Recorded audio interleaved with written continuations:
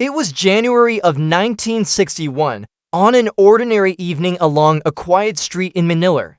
Rows of houses stood side by side and many were silent and still were families settled into their routines.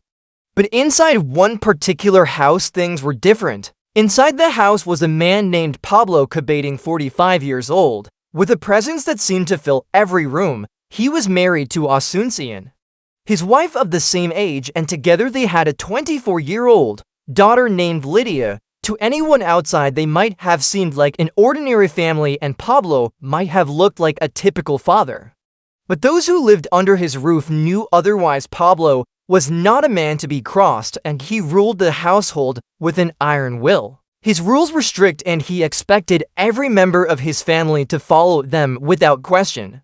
He wasn't just the head of the house, he was its law. For his daughter, life under his watchful eye was far from easy. Each day she moved carefully, always aware of her father's gaze and the consequences if she ever went against his wishes. To her, the house didn't feel like a home at all. It felt like a cage she could never escape. Yet she was a bright young woman with dreams of her own, and when she met a man who showed her kindness, a man who promised her something different, she saw a chance to break free. With him, she began to imagine a future where she could make her own choices, live her own life. But that hope would soon set off a chain of events leading to one of the most tragic crimes the Philippines had ever witnessed. In January of 1961, the usual quiet of the street where the Cabating household stood was violently broken by the crack of gunfire. Neighbors later recounted how the shots pierced the silence of the night, jolting them awake and leaving them with a deep sense of unease. When the police arrived, they found themselves on the edge of a scene that would haunt them long after that night. Just outside the door, they could hear a faint, anguished voice from within pleading for them to push it open. Slowly, they forced the door jar and flicked on the light. The room was drenched in blood. The walls had been streaked red. Something unspeakable had happened here. There were multiple bodies that lay motionless on the floor, and each one of them had blood pooling beneath. As the police moved carefully through the room, a horrifying truth began to sink in. The entire Cabating family had been brutally slaughtered within their own home. Yet amidst the devastation, a faint, desperate sign of life remained. One of them was still alive, fighting against the brutal injuries that she had suffered. It was the mother, 45-year-old Asuncion, lying amidst the blood-soaked floor. Her breaths came in shallow, ragged gasps that were barely audible. This was unlike anything the Philippines had witnessed in years, and the officers knew they had to move quickly. She was their only chance to understand what had happened in this house. They knew that if her life slipped away, so with the answers they desperately needed. In the Philippines, there's a famous writer named Jose Rizal, a man whom many locals regard as a national hero till this day. You see, back in the 1800s, the Philippines was a colony under Spanish control. For over 3 centuries, Spanish forces held power over the islands, enforcing their rule through strict laws, taxes, and a heavy influence of the Catholic Church. Locals at the time lived under extreme social and economic constraints, with limited rights and little voice in government. And amid this, a growing desire for reform and freedom began to spread among them, especially among the educated. This was the world that Jose Rizal was born into, a world where speaking out against the government was dangerous, but for him necessary. Jose Rizal was originally trained as an eye doctor, but he would later go on to become one of the Philippines' most influential writers and thinkers. In 1887, he published his first novel named Noli Mei Tangere, which boldly exposed the injustices and abuses suffered by Filipinos under Spanish rule. This book, along with his later works, became foundational to the Filipino propaganda movement, a campaign that advocated for political reforms and greater rights for the Philippine colony. However, several years later, he was arrested for rebellion and was executed by the Spanish government. Yet even though the man died, his words lived on. It laid the foundation for the Philippines' journey toward independence, inspiring a collective fight against oppression and igniting a sense of national pride.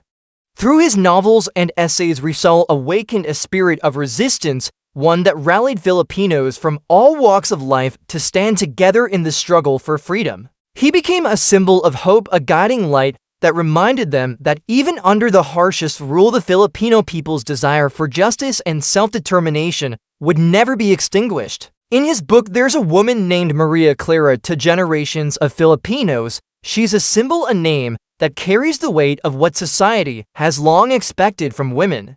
Maria Clara is the daughter of a wealthy Filipino woman and a Spanish priest, raised by her family to be the perfect woman. She's gentle, quiet, and deeply loyal. She embodies the qualities that were and still are often praised in women: obedience, modesty, and devotion to family. Maria Clara was engaged to her childhood love, Crisostomo Ibarra, a young man with dreams of transforming the Philippines, and together they had dreams for a bright future. But their plans were torn apart by political forces beyond their control, and Maria Clara had no choice but to choose between love and duty. In the end, she retreats to the solitude of a convent, giving up her dreams to preserve her family's honor. Over time, Maria Clara became a model for what society believed women should be: quiet, loyal, and enduring. Her story grew into an ideal of womanhood, where a woman's worth isn't defined by her own desires or ambitions, but by how well she served the needs of others. In this view, breaking free from these expectations could be seen as selfish, even shameful, especially if it meant bringing dishonor to one's family. For many Filipino women, Maria Clara's story still lingers. They feel the pressure to embody those same qualities, to be strong yet quiet, selfless yet restrained, and if they didn't meet these expectations, it could lead to judgment or rejection. However, for many, this ideal has become less of an inspiration and more of a burden. It's a constant reminder of the constraints placed on women's freedom and individuality. But what happens when this weight becomes unbearable? Sometimes she surrenders and endures a life of silent submission, but other times it ends in blood. In the 1960s, Metro Manila was a city caught between old world charm and the promise of modernity. Spanish and American influences had shaped every corner of the city, from the European architecture of ancestral homes to the Hollywood-inspired fashion on the streets. Men were often seen in tailored suits, and women wore velvet gloves and large pearls around their necks. During this period, social status was everything, particularly for families with close ties to the government.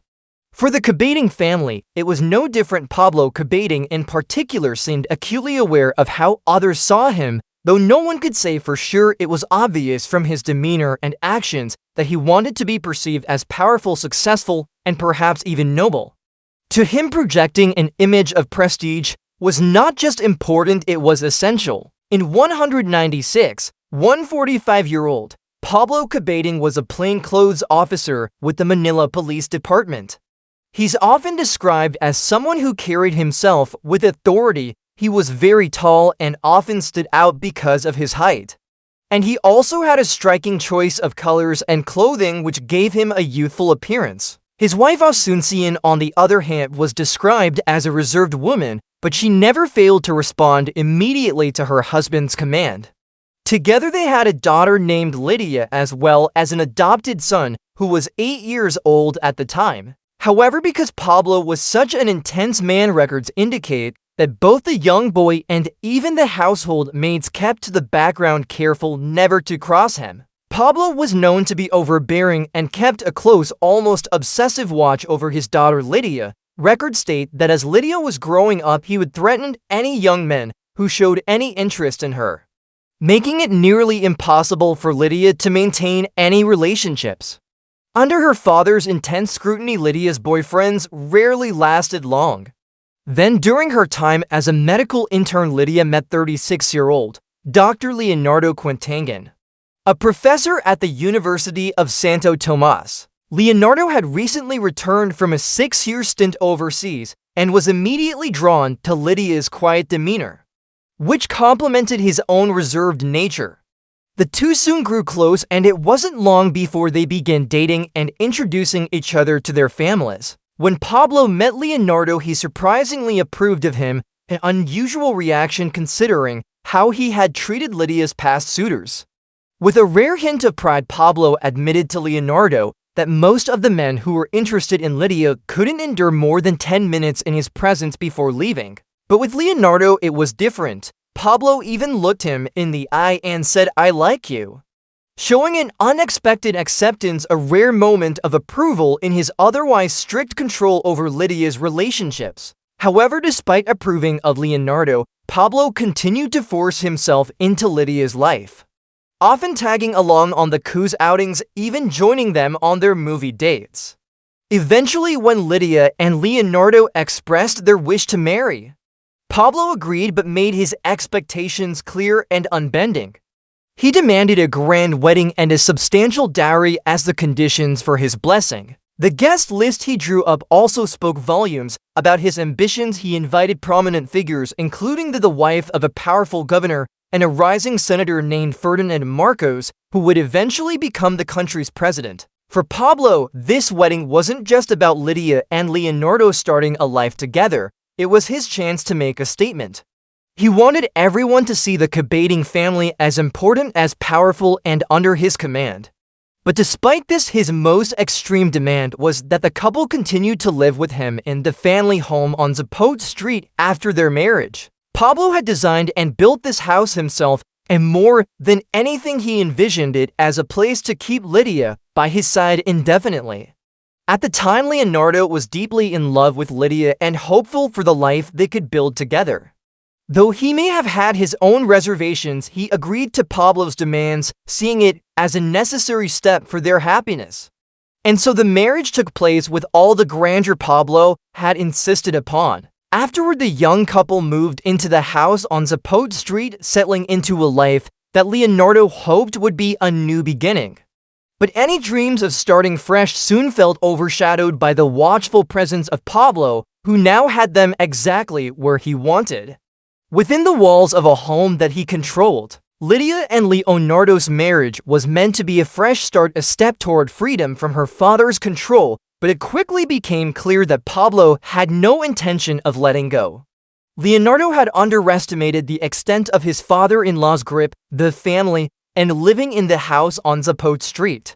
He soon realized why Lydia had always been so secretive about her personal life. Pablo's influence wasn't just strong, it was suffocating. Records say that late one evening, Leonardo arrived at his family's home in Manila, visibly shaken. His car had broken down and he was frantic to get back to Zapote Street in Makati as quickly as possible.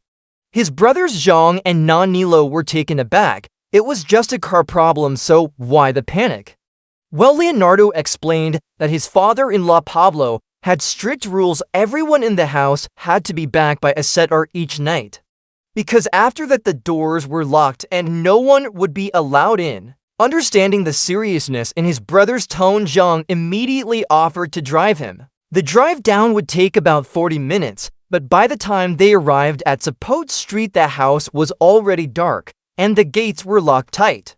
Leonardo, unwilling to give up, rushed to the gate, gripping the railings and shaking them vigorously, hoping to wake someone inside. His voice echoed through the quiet street as he called out, pleading for someone to let him in.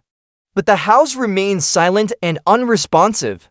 Watching his brother plead helplessly at the gates stirred a quiet anger in Jane. After half an hour, it became clear that no one was coming to open the door.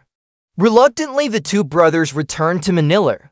The next morning, Leonardo went back to Zapote Street only to be met with Pablo's smug, taunting expression.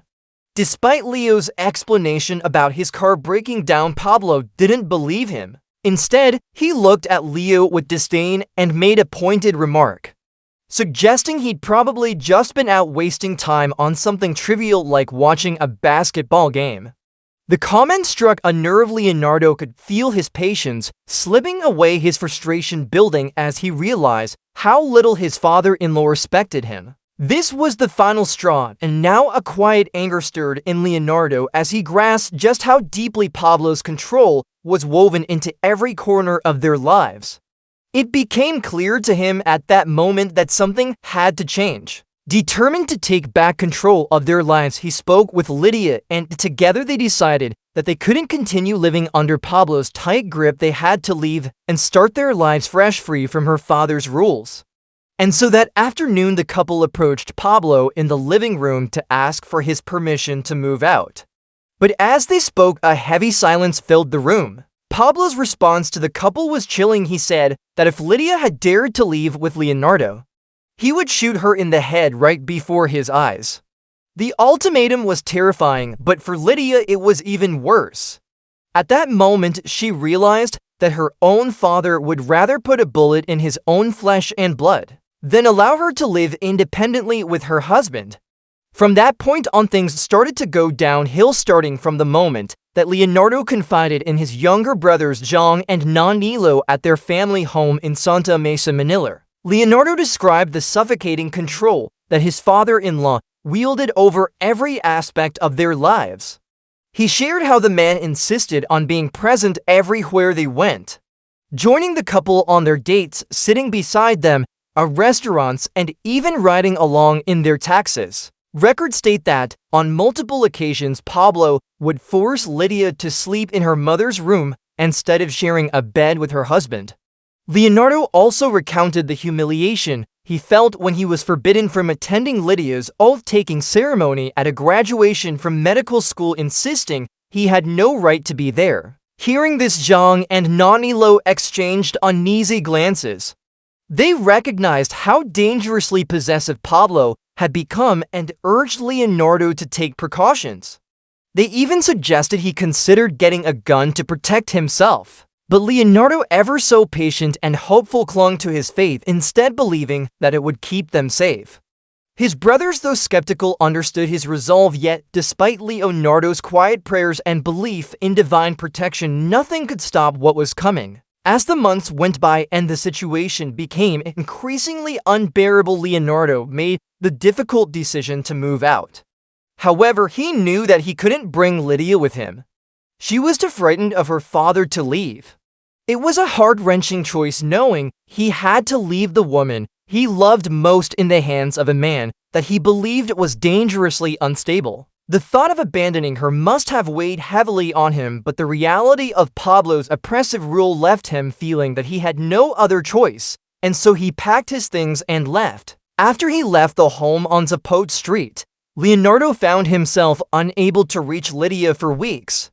Pablo had cut off all means of communication, and Lydia wasn't allowed to leave the house unless she was accompanied by a family member.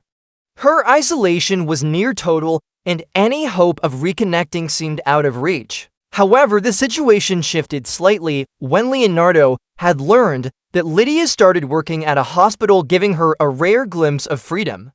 Seizing this chance, Leonardo went to visit her, desperate to reconnect, but his hopes were quickly dashed when he arrived, only to find Pablo there, ready to stand between them once again. The records don't explicitly state what happened that day when Leonardo tried to visit, but it's assumed that he wasn't allowed to speak with her and was forced to leave.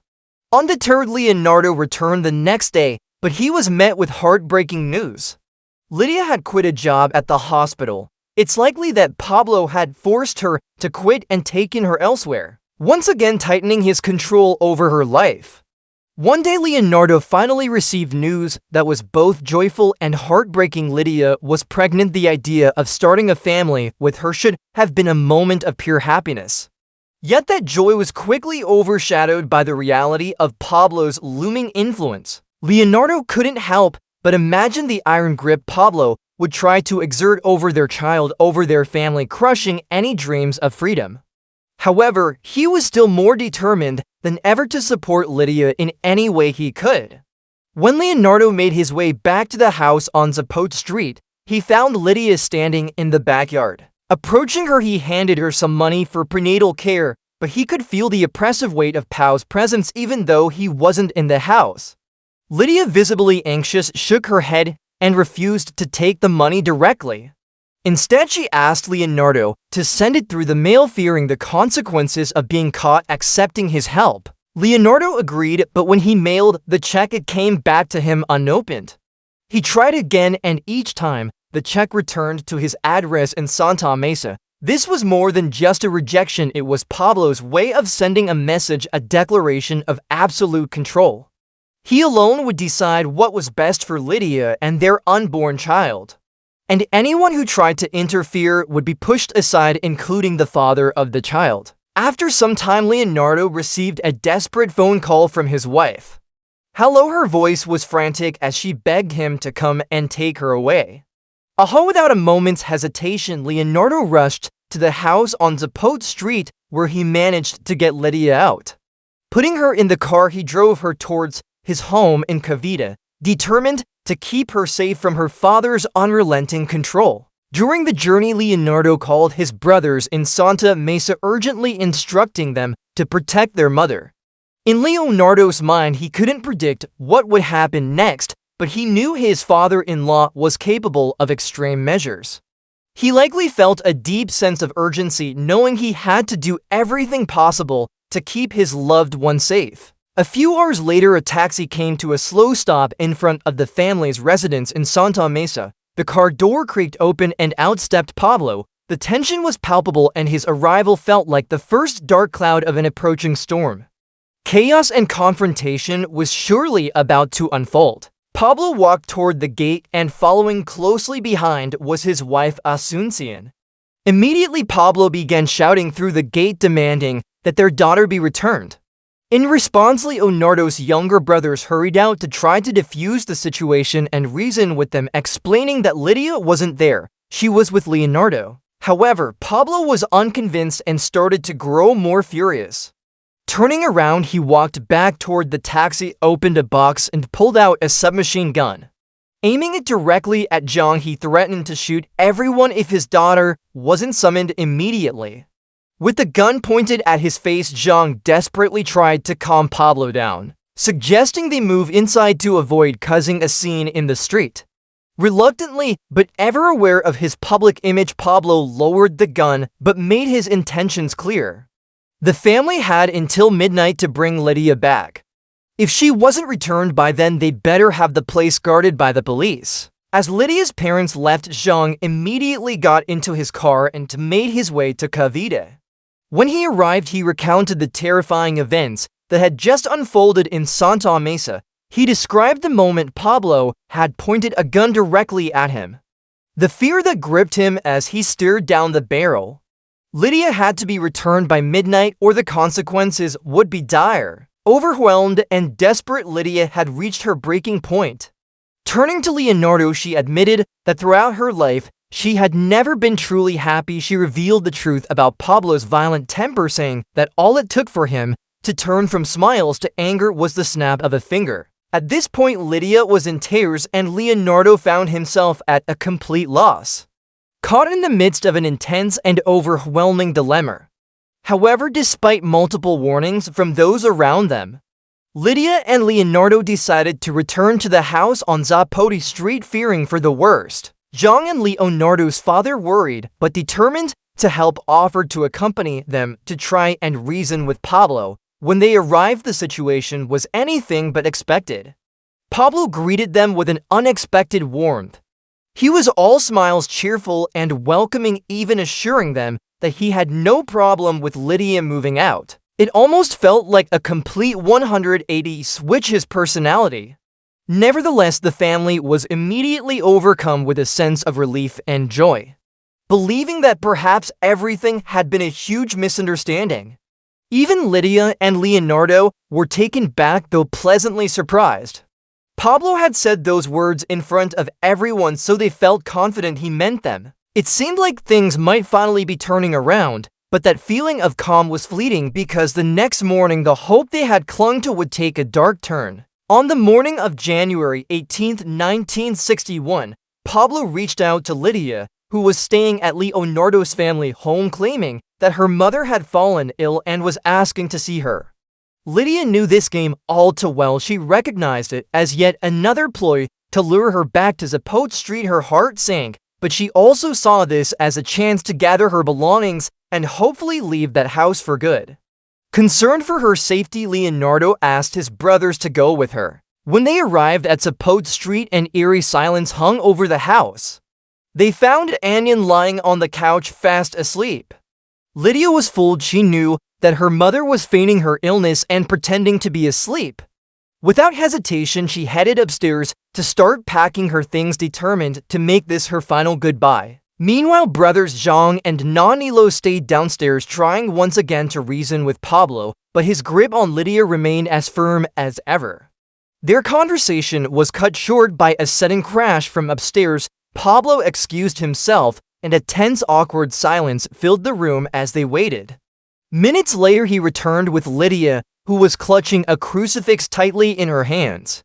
Her face was blank, her voice weak, as she asked her brothers to leave, with Pablo standing ominously by her side. Nanilo tried to insist on staying, but Lydia reassured him, saying she would be fine. But deep down, the brothers knew she wasn't safe. Eventually, Zhang and Nilo returned to Manila and made a call to Leonardo with grim news. Once again, Lydia was trapped in the house on Zapit Street. Furious and determined, Leonardo made up his mind to return immediately. Zhang, concerned for his brother's safety, urged him not to go alone, but Leonardo, driven by desperation, ended the call and got ready to leave. Understanding the urgency, Nanilo volunteered to go with him. Zhang had to be at work and couldn't join them. Leonardo had reached his breaking point with the man he called his father-in-law. He knew this had to end. He either confronted Pablo now or risked having his life and Lydia's shattered forever. When they arrived at Zapote Street, they were greeted by an unusually calm Pablo, who directed Leonardo upstairs. Leonardo silently nodded and made his way up. Pablo remained in the living room, with Nilo offering him a cup of coffee and making oddly friendly conversation, though the tension was undeniable. Something felt terribly wrong, and Nilo couldn't shake the feeling off. Moments later, he noticed Asuncion quietly carrying a glass of milk up the stairs and slipping into Lydia's room. The house fell into a heavy silence until suddenly a woman's scream shattered the air, followed by soft, desperate sobs. Nanilo's heart raced as he clutched the coffee cup while Pablo turned to him with a disturbingly casual smile. Then Pablo calmly made his way upstairs and entered Lydia's room, leaving the door slightly ajar. The silence that followed was suffocating as Nilo heard the door click shut. A series of gunshots rang out. In a blur of panic, Nono jumped to his feet and bolted out of the house. He didn't look back. He didn't have to. Something horrific had just taken place in that room, and he knew he needed to get help as fast as possible. When the police arrived at the house on Zapit Street, they found it locked and disturbingly silent. Forcing their way inside, the officers stepped up the stairs and into Lydia's room. The entire area had been soaked in blood, and the air was heavy with the acrid smell of gunpowder. In the center of the chaos lay the bodies of Leonardo Kingen and Lydia, bathing their hands, still clasped together in a final embrace. Both Leonardo and Lydia were dead, having been shot right in the chest. Nearby, Pablo's lifeless body rested on his daughter's bed with a gunshot wound to his head. The officers also found Lydia's mother, Anyan, gravely wounded but miraculously still alive. She had been shot in the chest and stomach, with the gun lying only a few inches from her feet. Anyan was rushed to the hospital for emergency surgery, and miraculously, she survived. Asuncion's testimony was the key that helped police reconstruct the horrific events of that night. On that fateful day, in one final violent outburst, Pablo confronted Lydia and Leonardo in the room as they prepared to leave Zapote Street for good. Consumed by rage, he pulled out a gun and shot Leonardo first, then turned the gun on Lydia as she tried to shield her husband. Even this was too far for Anyan, and she screamed as she attempted to stop him. However, she too became a target of her own husband's fury. Finally, Pablo ended the bloodshed by turning the barrel of the gun on himself and pulling the trigger. In the years that followed, the story of the Cabating family was immortalized in Philippine literature and cinema. Award-winning Filipino writer and journalist Nick Wagin recounted the chilling case in his short story, The House on Zapit Street. This book went on to inspire a film that was released in 1981 called Kisip Mata, which portrays an obsessive father's unyielding hold over his only daughter.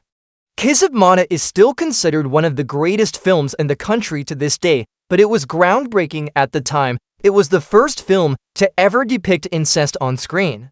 Critics have noted that the director had subtly implied a deeply disturbing relationship between the father and daughter, a detail that many believe was central to Pablo's descent into insanity. Nick Watkin, the author of the book that inspired this film, supported this by revealing a chilling detail unbeknownst to the young couple. Pablo would sometimes hide under their bed as they slept. This fueled rampant speculation, with many believing there was something deeply unsettling happening within the household. Secrets the family had desperately tried to keep hidden. On December 24, 1981, just one day before Kismet Mata was set to premiere at the prestigious Metro Manila Film Festival, a temporary restraining order was filed to halt its screening. The person behind this legal action was none other than Anyan. Remarkably, she had not only survived the fatal shooting, but was still alive nearly 2 decades later. While the true reason behind Pablo's descent into madness remains unknown, theories continue to circulate. Records don't state if Anyan is still alive today. But if anyone holds the full truth of what happened on Zapit Street, it most probably would be her. However, it appears that some secrets are destined to remain hidden forever. That's all for today. Thanks for watching.